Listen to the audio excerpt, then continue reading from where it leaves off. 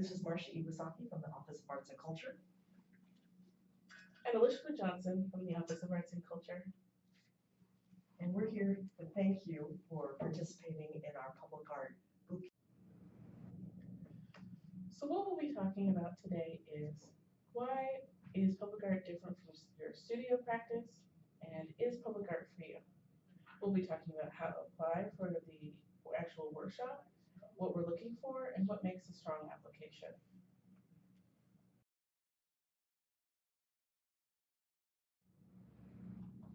So what is public art?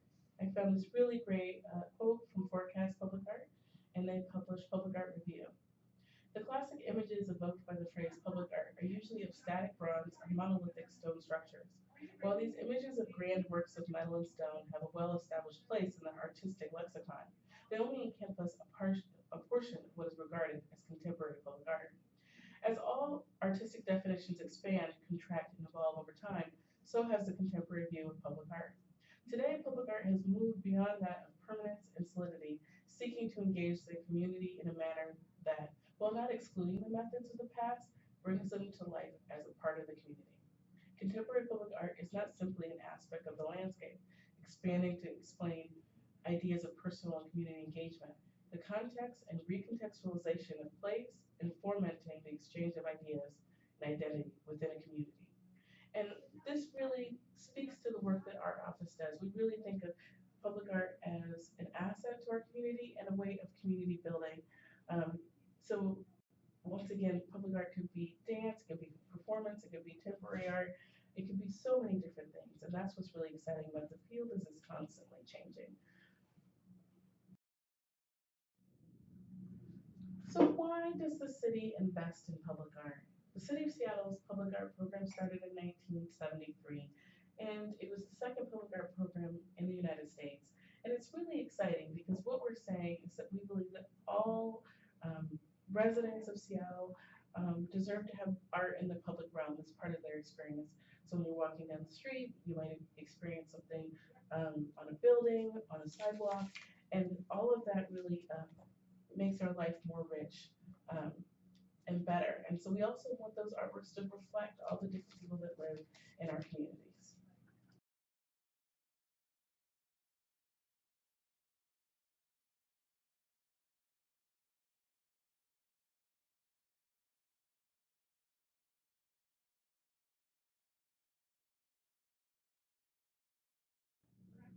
Why public art boot camp? The Office of Arts and Culture is invested in training the next generation of public artists. And we have been doing this initially in 2003 when we had a program called Public Art Roster for Emerging Public Artists. And it was a 10-week series of lessons. We couldn't do it again for a number of years, but we began again in 2015 in a condensed version for 2 intensive days that was held in the spring, beginning in 2015. We did it again in 2016, and we're lucky to be able to do it again in 2017. It is not an annual workshop, so if you are very interested in the field of public art, we really encourage you to apply now.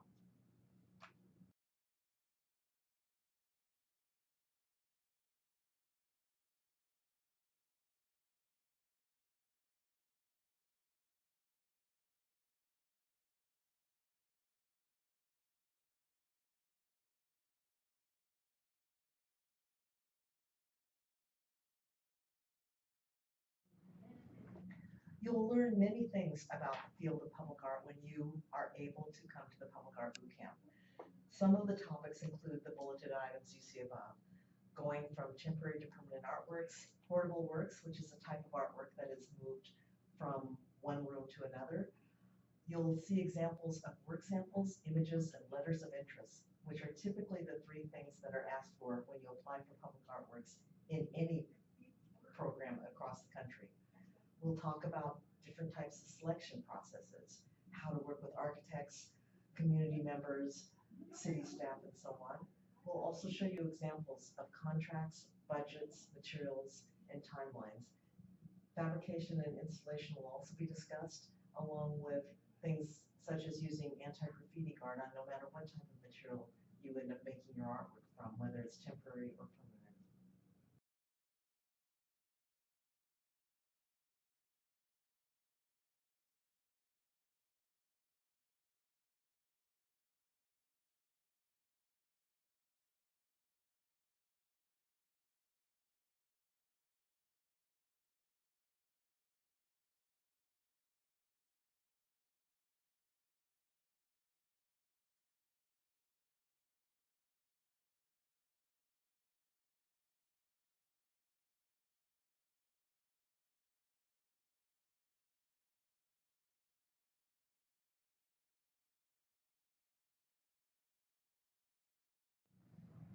The application for Public Art Bootcamp 2017 is open now. The deadline to apply is December 15th at 11 o'clock p.m. Pacific Standard Time.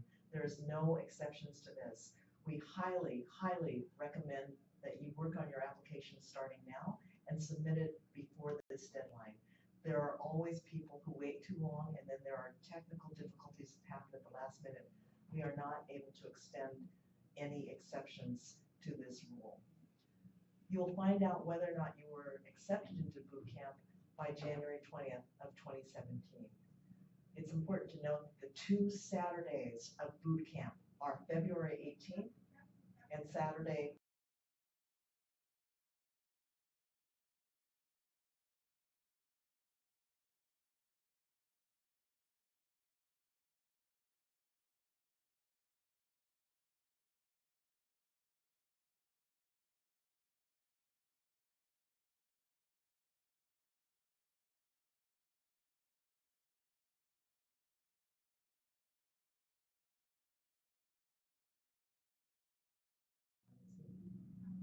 So how do you know if you are eligible to apply? Do you live in Washington or Oregon? Do you have a track record of making art? And by track record, we mean, have you had an exhibition somewhere before? Have you shown at a gallery? Have you shown at a co-op space? Have you installed your own exhibition in a coffee shop or retail space? Those mean, if you've done any one of those things, that means you have the experience that you need to be ready to move on to the next level. So that's what we mean by having a track record of making art. If you haven't had an installation yet, then you're not ready probably to apply for Public Art Boot Camp. Do you have an interest in making art in public places? You have to be interested. And again, have you never received a commission over $5,000? We have increased this from previous years to $5,000. So the application requirements, we require a resume of your past exhibitions. Please don't go over 2 pages. And then your letter of interest. This is really important. This is one of the main things that panelists will be looking at to see whether or not you'll be accepted into the program. We accept up to 30 artists to be part of the program. The reason it's a competitive process is that we can only let 30 artists in, and if it was a first come first serve, it's not necessarily an equitable process. So we want to really let artists in that are ready for the next stage of their career. So this is your opportunity to really tell the panel why you think that you're ready, why you want to do work in the public realm. So if you're a 3D artist and you think your work would translate into permanent materials or larger scale materials, or if you're a 2D artist and you think your work would translate into permanent materials, talk about it there. Really, this should be a well thought out letter. 8 images of your past work. You really want to use your best images. No text in your slides. No compilations of multiple images on your slides. And if you don't have 8 images, you can use a detail of an image to get that 8. Image identification list. This is a great opportunity to expand on some of the work that you've done.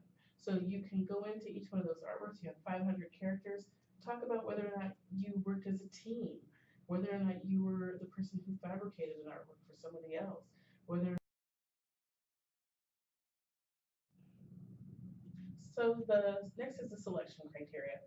So once again, the panel's going to be looking at the strength and artistic vision of your past works, your creativity of approach, your letter of interest. Again, that piece is really, really important.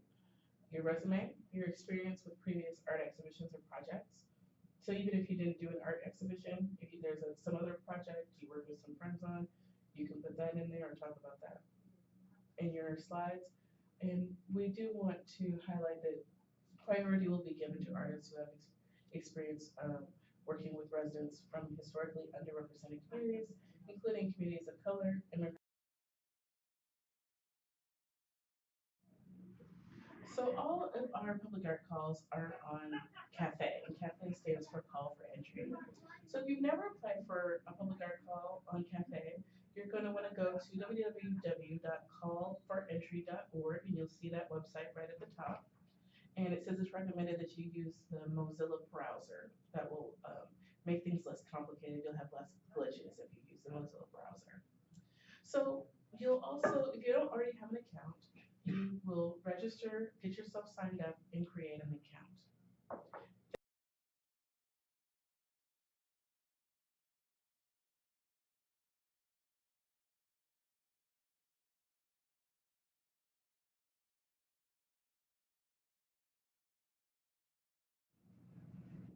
So you'll go into the search function of cafe, you'll put in City of Seattle in the keyword, and then as you can see here, it'll say City of Seattle, and it'll list all our different calls. So this is an example of a call that we did in 2015.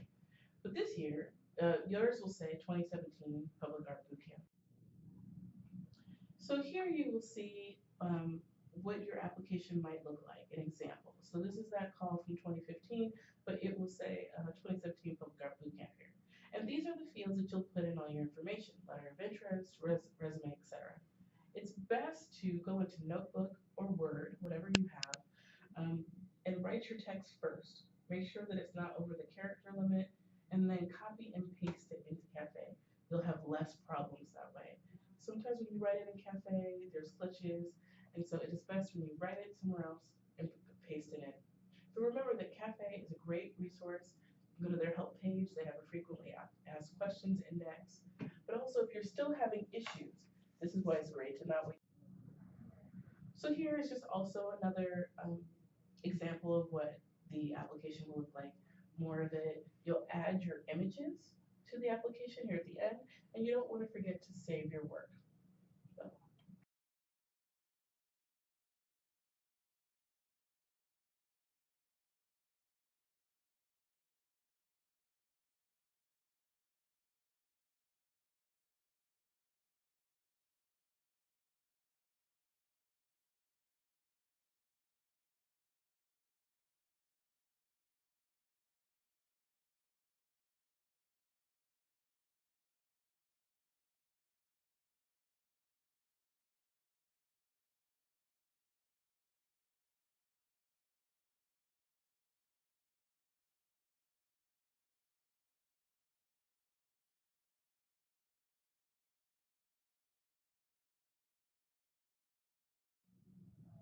And now here are some helpful application tips for really any of our calls on Cafe. So again, use Mozilla Firefox as your browser. Don't wait until the last minute. We cannot say that enough. Have another set of eyes look over your application materials. Preview your submission before hitting the submit button. The application text boxes only accept plain text. So that's what we were talking about in doing your application in Notepad or Word first. Then copy and paste it into the fields. Take advantage of Cafe's help page, and Google search is a great resource for any technical questions.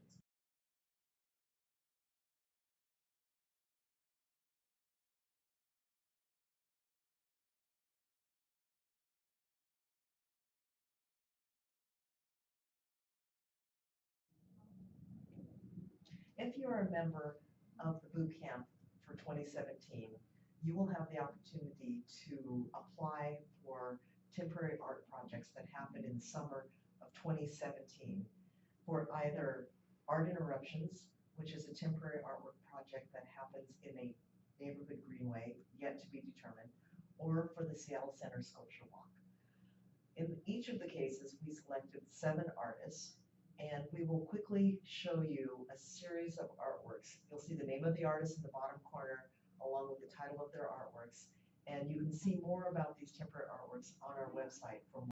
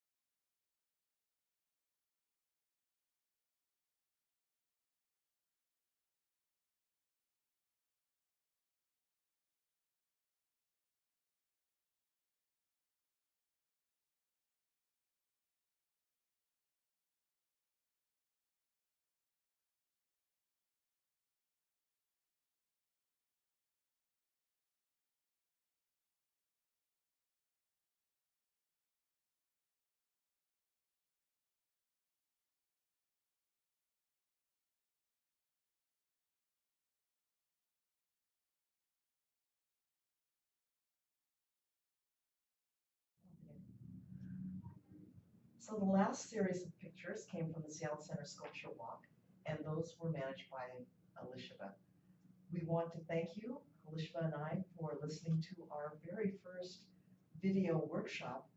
We hope you're still able to be excited about this project. It's a great boot camp opportunity. We highly encourage you to contact us if you have further questions, or look on our website for more information about this opportunity or other opportunities that you may be eligible for. Thank you very much, and hope to see your application.